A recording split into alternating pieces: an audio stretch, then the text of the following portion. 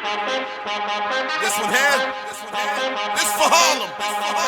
I broke my foot on this stage last year and had to wear a cast for 3 months, so I'm not going to do anything too crazy this time. Oh, the girl wants to be popular? That's the one about the movie? Yeah. Oh, yeah. I'll be a punk.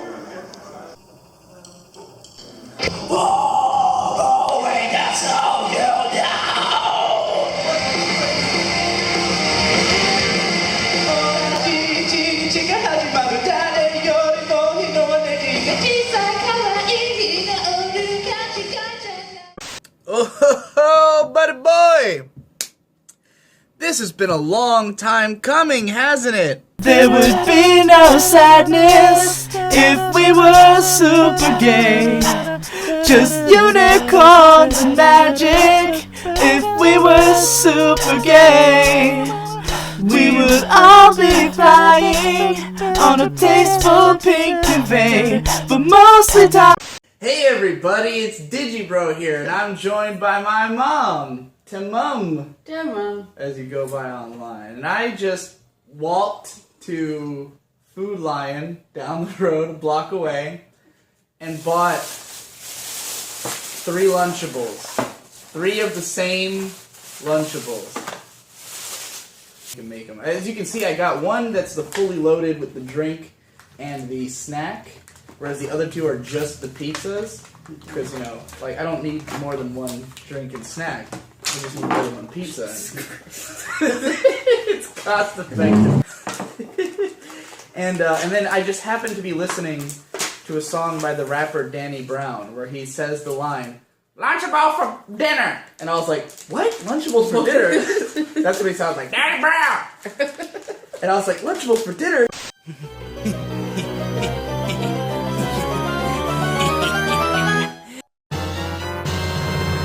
You can get some outright pornographic documacros from the site of characters like Sakura from Cardcaptor Sakura, or anyone you ever dreamed of, essentially. So of course I went and got one of my favorite character designs of all time, Shinobu, Oshino Shinobu from Bakemonogatari. When I put her face next to mine, her head looks gigantic. But she's pretty adorable, and I gotta say, I love the stockings. I love that she is eating a donut in bed. Hilarious. I'm done. I'm ready. I'm ready. I'm ready. I'm ready. I'm ready. I'm done. I'm done. It's all gonna be. It's all. Oh, hi there. You caught me attempting suicide. Again. My YouTube account got terminated because YouTube is a piece of shit and they don't want me to live. Y'all don't even know about the hype level I feel right now for what is in this bag. I gotta tell you about it because you've been hearing this story for a little while now. I call it Wendy's Gate. It all started back last year when Wendy's created the Pretzel Pub Chicken Sandwich, a sandwich that I loved. It made me start taking an interest in Wendy's, going there all the time. I was just eating a ton of these Pretzel Pub Chicken sandwiches, and then they canceled it. Ever since then, every time they add something new on the menu at Wendy's, I always check it out, post about it on Tumblr. I've got a bunch of Wendy's Gate posts over there. I've also been making some videos here and there about this whole fiasco. And I'd been hearing that in certain locations around the country that they still had the Pretzel Pub Chicken or had brought it back in some capacity. And then it happened here. The Pretzel Pub Chicken has returned. Oh my god, it's beautiful. Because I'm filming a video and also eating a sandwich. I'm filming a video about a sandwich. Digibro here, I can finally stand on 2 legs again, and today I'm going to tell you about my top 10 favorite anime right now. Number 10. Space Dandy, Kill La Kill, Toradora, my favorite romance love story rom-com, Scarzy's Wing. I like this for a lot of the same reasons I like Space Dandy. It's just a fun, action-filled romp that's really expressive in its animation, and oh my god, the animation in this show is everywhere. It's all over the place, but all of it's a blast. People walking around, cosplayers everywhere. I've decided I'm gonna try to keep a Kirito counter. I'm I'm gonna count how many Kiritos I find. So far I've seen 3, 2 in my hotel alone. So let's see how many Kiritos we find at this convention. Pretty goddamn adorable to boot. Rather, my qualm in this case is about how the show handles and presents this character in just about the most sexist way imaginable. Yeah, we're going there. Obviously, sexism is a pretty fucking controversial topic, especially here on YouTube, and I'd like to make it clear that I do not associate myself with or take kindly to being labeled as a part of any side in the greater cultural debate on the subject. If you want to know more, just do your fucking research. Game Grumps is a Let's Play series starring comedians and good friends Aaron Hansen and Dan Avidan. It was just like, we were like young and we were like, all of us got made fun of for being gay, right? Right. They're like, are you gay? Haha, fag.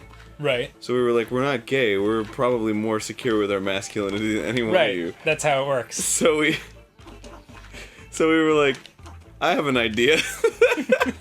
Let's create a club where we just show each other our tits.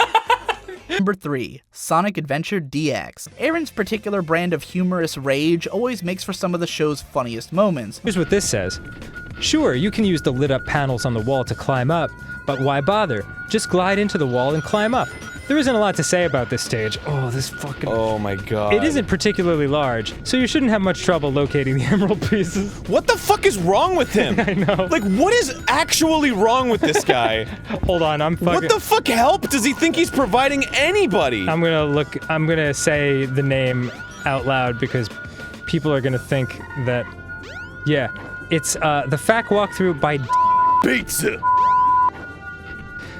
What? I just like that his name is Pizza! Yeah. Like, that's not a cool nickname. Yeah, that's true, actually. They call me the Pizza because my walkthroughs are like walking with pizza. They call me Pizza because my walkthroughs are like driving a Pizza pedal to the metal into a brick wall. Proved. He wrote this, by the way, in 2004. Oh, yeah? So, if he gets a wave of hate from our fans, won't he be surprised 11 years later?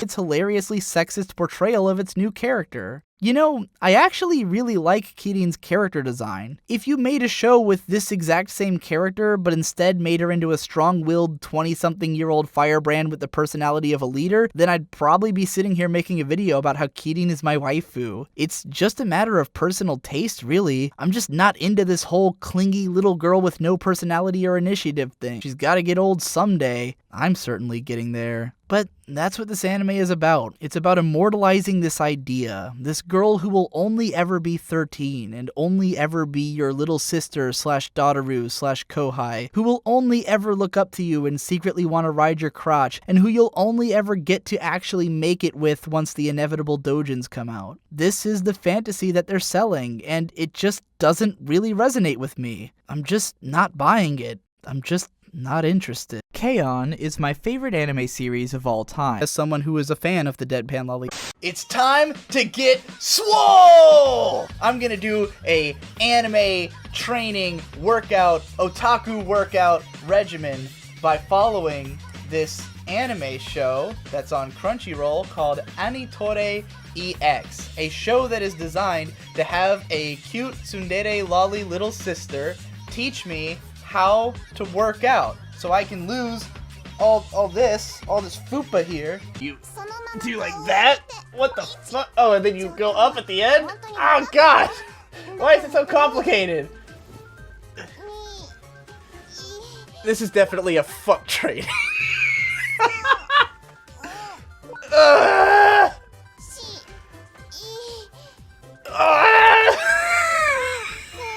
Victor is losing his fucking shit. I feel like this is a bizarre fetish video.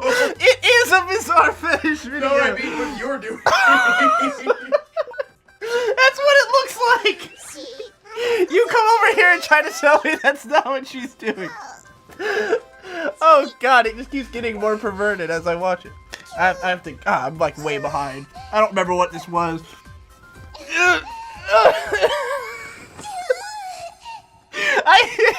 I don't understand the motion. 私があんたなんかにお手本見せなきゃなんないのよ。 Horiguchi drew this SAO artwork because she is the older sister of Abek.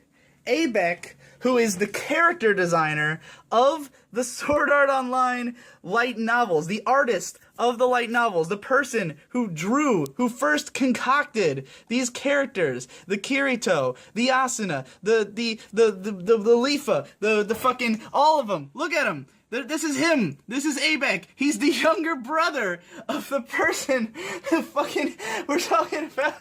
The guy who created Asuna's. This outfit was designed by the younger brother of the woman who does the character designs for all the best Kyoto animation shows. One of my favorite character designers who designed for my favorite show is the older sister of the guy who designed my least favorite show, the show that my life has been a meme of making fun of. Look at Kiri, bro! Look at him! It's like being in a village where everyone has different bodies but the exact same face. Fucking creepy. Fucking creepy. Fucking creepy. Fucking creepy. And lastly, this is literally my job. I make YouTube videos about anime. I don't do anything else. This is my life.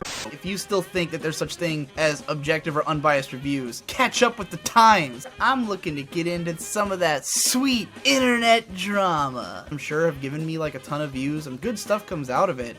Light Novel Girl, meanwhile, is a more specific package, but with a few more variables. She's just a bit shorter than Light Novel Guy, and she has very large breasts, but not like crazy large. If she had really huge boobs, then she'd be the girl with the big boobs, which is one of the side characters, so it's important that her boobs be about as large as could be considered reasonably proportioned for her height. She's got a slender body, but just enough leg that she looks like she can muster up a reasonably strong punt to the groin, and her candy-colored hair falls anywhere from her upper back to just beyond her butt. This is what I call the main girl look. Or that to me, A1 Pictures is like the McDonald's of anime, and I mean that in every possible sense. It doesn't seem to me like a place where anyone really wants to work, or indeed where anyone who can afford to would take up residence. By the end of 2015, the studio had cranked out 11 TV anime and 1 film, all of which felt eerily the same.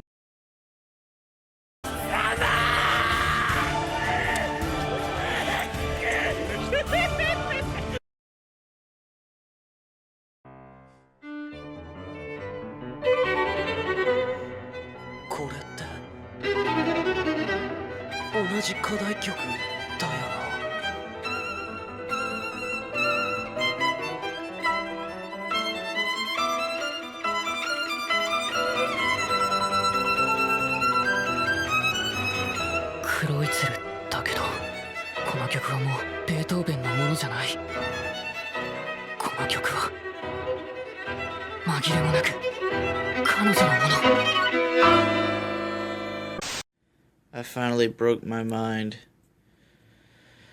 For the past few days, I just keep having dreams about anime vlogging and anime shows that, like, don't exist, or, like, I keep reliving, like, scenes from anime, or reliving vlogging anime episodes that I already watched and stuff, and, like, all these fucking scenes and characters that were not in the show. There's, like, if I keep getting stuff that's like mixed in from Tokyo ESP and shit, where there's like people on motorcycles and fucking swords, and like the opening theme from Psychopaths, and like I just have invented like this entire other version, and I like this one point where I was like, why didn't I analyze this scene where they introduced all the other characters in their class? And I was like, that never happened. That never happened.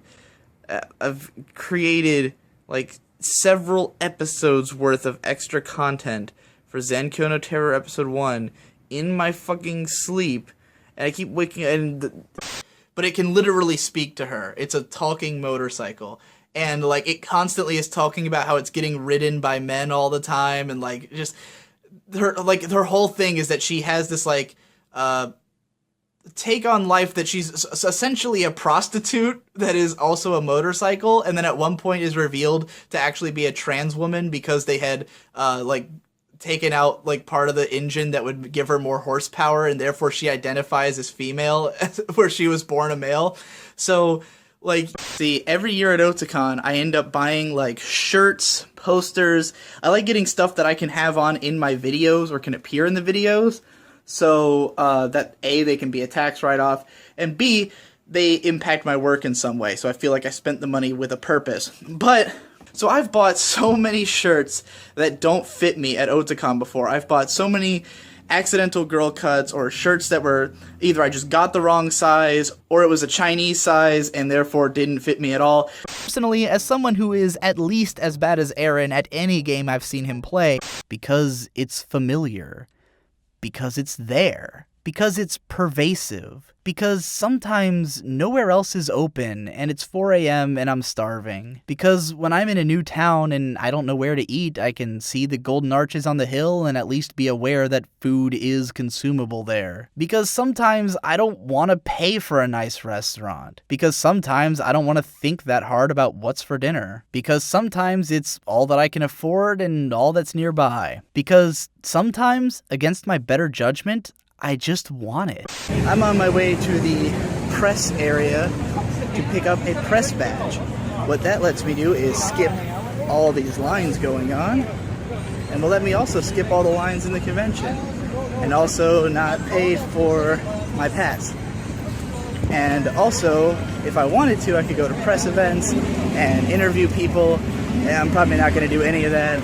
I'm probably just going to I just kind of just want to have a press badge. However, with Hidamari's sketch, there's a bigger element of projection, as none of the characters are really like me, or talk like me, or interact like I do. This isn't a show about deeper intellectual conversation so much as it is about cute, funny, often aimless, casual conversation between friends. In fact, in many ways, it would make a great comparison to Game Grumps instead, if I didn't also see so much of myself in the way that Egoraptor talks. I adore the character designs. I love that I can play as a tiny pink-haired girl carrying an enormous blade, or a gay pink elf, or a dragon girl, etc. Also, tell all your friends about my videos so that I can get more subscribers, because that's what I feed on. No one is actually able to just turn their brain off and enjoy something, and if they were, then they would have no reason to consume media in the first place. They'd be perfectly entertained by staring at a fucking wall. It's just really bright and colorful and explosive and energetic and fun. It turns me into a child. When I watch this film, I'm literally like, oh my god, it's Ponyo! She's so adorable! That's what I sound like the whole movie. Like, the story is nothing noteworthy, but it is very tightly paced and written without any parts that drag or get boring. Its characters are simple and easy to understand, but all of them work to keep the series brisk and enjoyable. Its themes are as basic as they could possibly be, its action scenes aren't particularly clever or tactical, and there's not really any deep philosophical or unique reasons to enjoy the show. However, High School Fleet is hella fun, because as long as you can buy into the central conceit of a bunch of cutesy moe girls running a battleship, the show doesn't have any bullshit.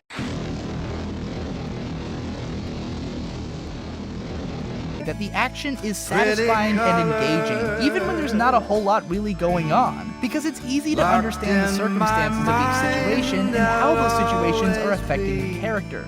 And a lot of how the show accomplishes that is simply through the use of excellent visual design and animation. When there's an action scene that's meant to be frenetic and confusing, then we'll get a shot of the ship's scaredy cat navigator frantically spinning the steering wheel while her eyes transform into spirals. What I do care about is the immense gratification that I will feel from shitting on him. Fucking idiot. And I made him look like a fucking idiot. His fans, who are the most slobbering, idiotic people on the face of the earth. The dumbest, like, that anime snob is dumb. These people are like another level. They're like below the earth level of stupid. It's not to say that he never gets analytical, but again, when he does, he just states the most basic shit that anyone could tell you about screenwriting. He's not inventive. Nothing he says is interesting or original. It's all shit you could have put together in your own fucking brain, and if you disagree with it, then you're like, well, that wasn't helpful, and if you do agree with it, then you're like, yeah, I guess. I mean, anyone could have figured that out. That's the only explanation I can think of. There's no other reason that he would think that was a contradiction. I was so confused when I watched this. I just stood, I stared in abject horror. I was like, what the fuck are you talking about? Where's the contradiction there? How fucking stupid do you have to be to think that I said anything contradictory? Hopefully I can get him to sign my Shirobako DVDs. That'd be pretty cool. Hey, everypone, I'm Digibrony, and I do a series on YouTube where I thoroughly analyze My Little Pony. It's time to stop. It's time to stop, okay? No more. Where the fuck are your parents? Who are your parents? I'm gonna call Child Protective Services. It's time to stop.